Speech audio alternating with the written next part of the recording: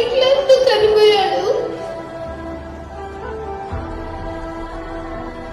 అప్పటి నుంచి మా మమ్మీ కడుతూ నన్ను మంచిగా చూసుకునేది, కానీ మా మమ్మీని ఊరికే తింటుండేదాన్ని.